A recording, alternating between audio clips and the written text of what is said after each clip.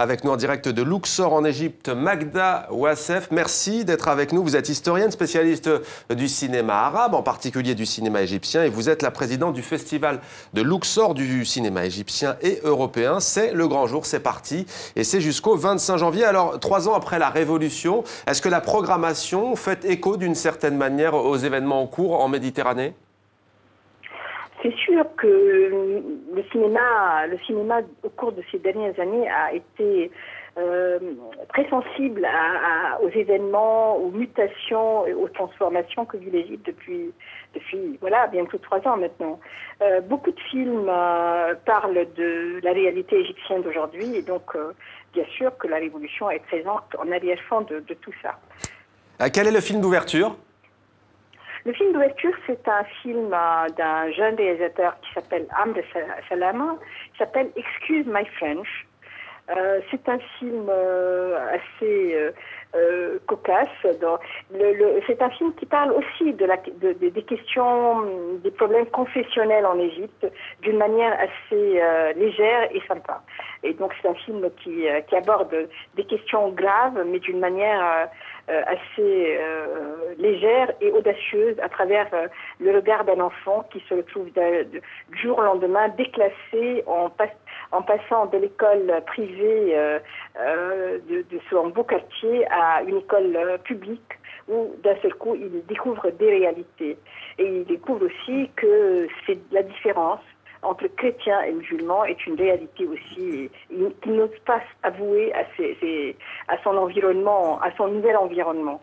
Oui, car c'est en fait un jeune chrétien, Magda Ouassef, qui se fait passer pour un jeune musulman pour justement intégrer une école publique. Est-ce que vous êtes passé par le bureau de la censure, encore aujourd'hui, 3 ans après la Révolution, ou pas?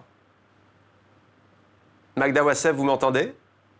Ah, je crois que nous avons un problème de liaison avec Magda Ouassef à Luxor. Alors, on va retourner à Luxor où la ligne est visiblement rétablie.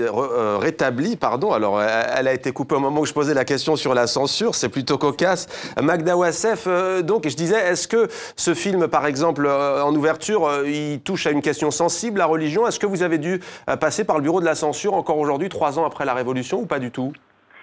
En fait, ce film a eu des problèmes en tant que scénario. Pour passer la censure, il a mis peut-être 2 ans pour avoir des autorisations de tournage déjà. Et puis ensuite, bizarrement, il a obtenu facilement son visa de censure et il sort en salle le 22. Donc c'est un film qui est d'une actualité, mais il aborde d'une manière assez légère, qui fait qu'on on fait passer beaucoup de choses avec ce sens égyptien de la comédie. Et donc c'est un film qui est vraiment sympa, mais en même temps grave, dans un sens. Et pourquoi French, au fait, puisque nous sommes la chaîne de la francophonie? Parce qu'en arabe, le film s'appelle La Moarza. La Moarza, dans le film, ce garçon-là qui passe d'un monde à l'autre, le maître pose la question que fait ton père, quel est le travail du père, et chacun de ce nouveau milieu s'excuse en annonçant la profession du père, un plombier, la Moarza plombier, la Moarza, voilà. Et ce garçon, il dit, il sait même pas pourquoi on dit la Moarza, il pense que c'est un mot plutôt poli. Il dit la Moarza, directeur de banque. Et donc tout le monde explose de rire et on le surnomme la Moarza. Alors peut-être très rapidement, Magda Ouassef, peut-être vraiment très rapidement, difficile d'esquiver l'actualité, d'autant plus qu'on vient d'en parler avec Salah Hamdani qui voit en l'Égypte un modèle au même titre que la Tunisie. Que ressentez-vous sur place à Luxor? Est-ce que les artistes ne sont pas un peu gênés finalement par ce référendum qui caracole avec pratiquement 100%? Je pense que les avis sont partagés, mais en même temps, il y a une chose que nous avons vécue cet été, c'est que il y a eu vraiment une révolte populaire contre les islamistes. Et donc, à partir de ça, le changement s'est imposé. L'armée est venue à la rescousse. Donc, je pense que pour l'instant, il faut attendre que les élections présidentielles, les élections législatives, les nouvelles élections se tiennent et on verra bien où va l'Égypte par la suite.